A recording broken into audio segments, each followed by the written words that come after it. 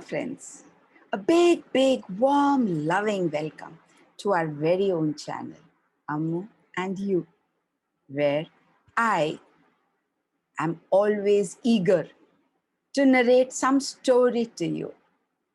I love narrating stories and I select my stories to narrate them to you. Today, the story that I have got for you is a beautiful story of true love, an all-time favorite, The Gift of Magi,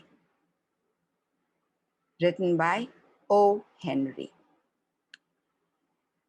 The Gift of the Magi is a moving story of a young couple who gift each other Christmas presents. They had wanted their gifts to be beautiful and useful at the same time.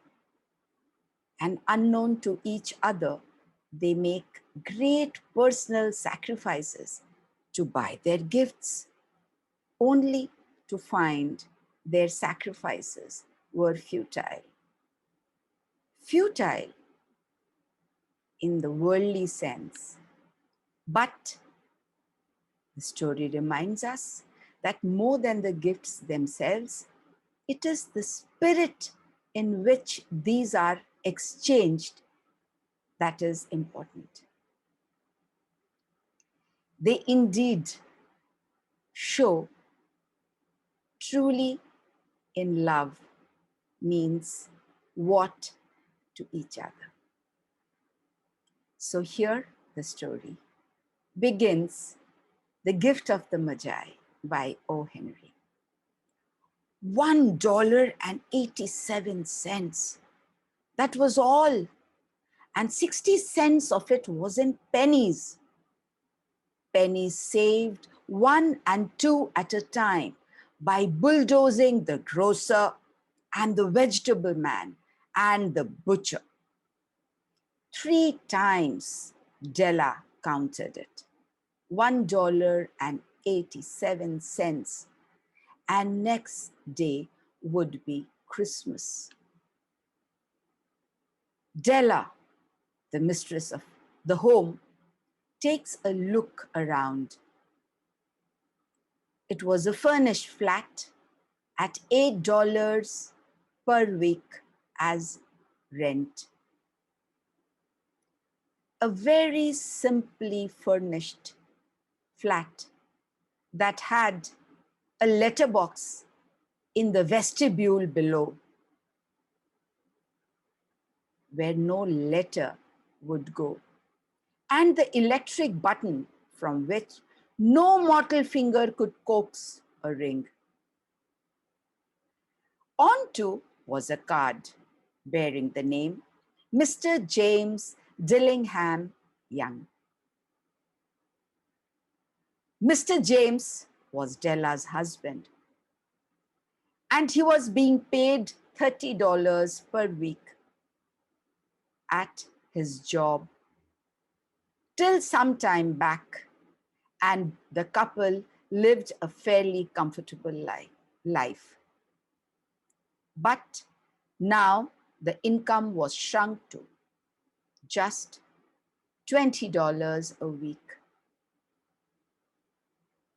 The shrunk income was reflected in many ways all around the house.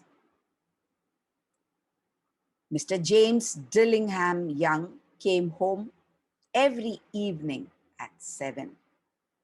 And Mrs. James Dillingham Young, Della, would hug him and welcome him back with the same warmth and love as ever before.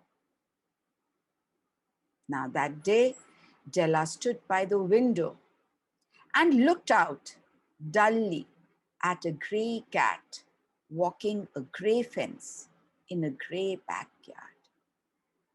Everything seemed to be grey to her.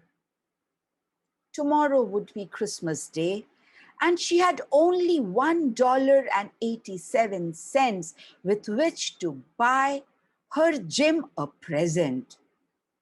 She had been saving every penny she could do for months with this result. Expenses had been greater than she had calculated.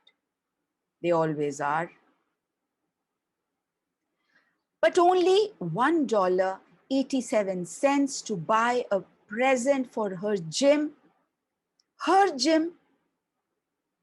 Many a happy hour had been spent planning for something nice for him. Something fine and rare and sterling. Something just a little bit near to being worthy of the honor of being owned by her Jim. Suddenly, she whirled from the window. She had probably remembered something. She remembered that they had two possessions in which both James and Della took a mighty pride.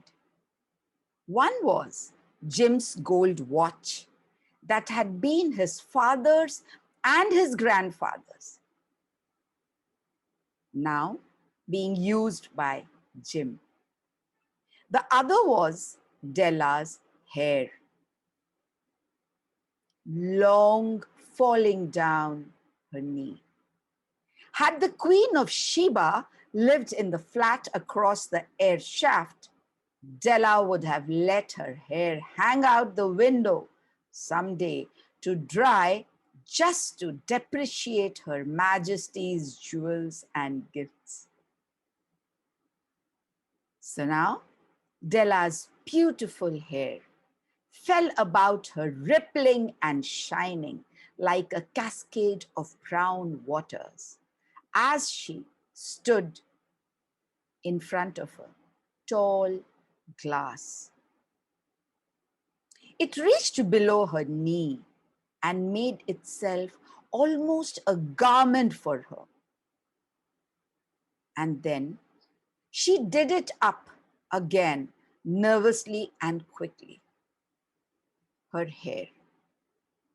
Once she faltered for a minute and stood still, while a tear or two splashed on the worn red carpet. But that was just a moment. Now, on went her old brown jacket, on went her old brown hat. With a whirl of skirts and with the brilliant sparkle still in her eyes, she fluttered out of the door and down the stairs to the street. She stopped at the door where the sign read, Madame Soffrini, hair goods of all kinds. One flight up, Della ran and collected herself, panting. Madam, large, too white, chilly, hardly looked the Soffroni that she was called. Will you buy my hair? Asked Della. I buy hair, said Madam. Take your hat off and let's have a sight at the looks of it. Down rippled the brown cascade. $20, said Madam, lifting the mass with a practiced hand. Give it to me, quick, said Della. Oh, and the next 2 hours tripped on by on rosy wings. She ran down the stairs again out of Ma'am Soffroni's with the $20 in her bag. She had cropped her hair, short, and was quite looking like a tomboy.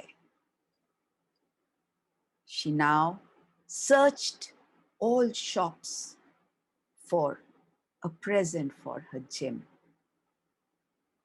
Nothing seemed to be to her liking, befitting Jim. She found it at last. It surely had been made for Jim and no one else. It was a platinum fob chain, simple and chaste in design. It was even worthy of the watch, one of the prized possessions of the young couple. As soon as she saw it, she knew that it must be Jim's. It was like him. Quietness and value. The description applied to both. $21 they took from her for it, and she hurried home with the 87 cents. Della reached home. She got out her curling irons and lightened the gas and went to work preparing the ravages made by generosity added to love. Friends, indeed, it was a mammoth task to curl up her short hair. Within 40 minutes, her head was covered with tiny, close-lying curls that made her look wonderfully like a truant schoolboy. If Jim doesn't kill me, she said to himself, before he takes a second look at me. Oh, but what could I do with $1.87? At 7 o'clock, the coffee was made, and the frying pan was on the back of the stove, hot and ready to cook the chops. Jim was never late. She heard his step on the stair away down on the first flight. She turned white for just a moment.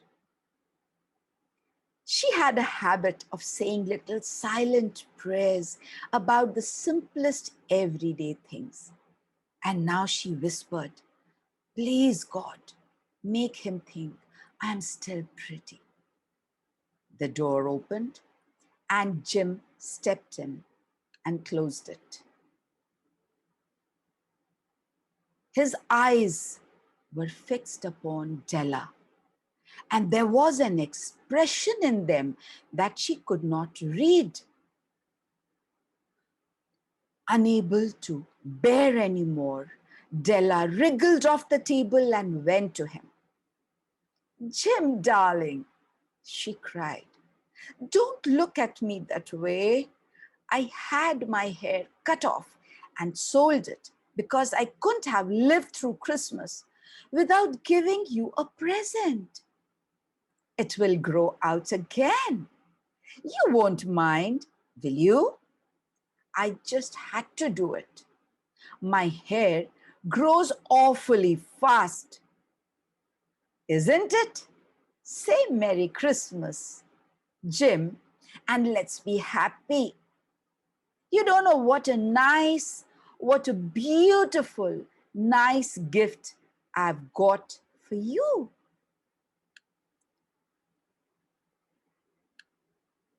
You have cut off your hair? Asked Jim laboriously. Cut it off and sold it, said Della. Don't you like me just as well anyhow? Jim looked about the room curiously. Out of his trance, then Jim seemed quickly to wake up. He was absolutely speechless.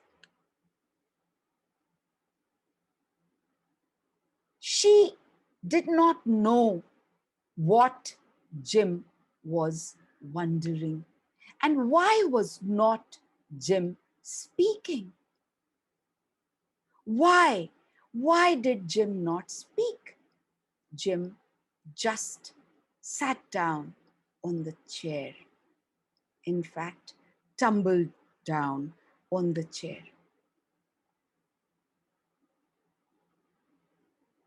My dear Della, don't get me wrong. I love you. Anyways, a shampoo or a hairstyle makes no difference to what you look to me. I love you from all my heart. Just have a look at the gift I got for you. He handed her gift, a packet. She quickly opened the box.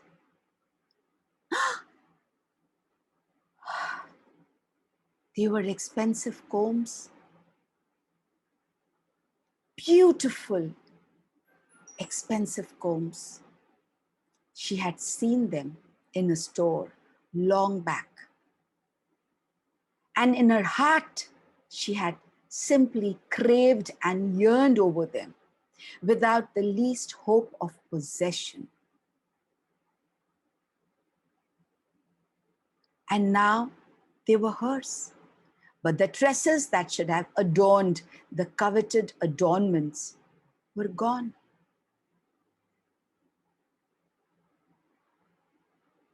The set of combs, the turquoise shelled combs, her eyes filled with tears.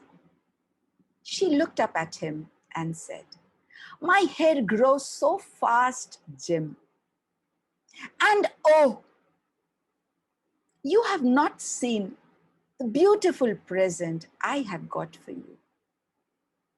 She ran to get it from the table and held it out to him, eagerly upon her open palm. The dull, precious metal seemed to flash with the reflection of her bright and ardent spirit. "Isn't it a dandy, Jim? I hunted all over town to find it. You'll have to look at the time 100 times a day now. Give me your watch. I want to see how it looks on it."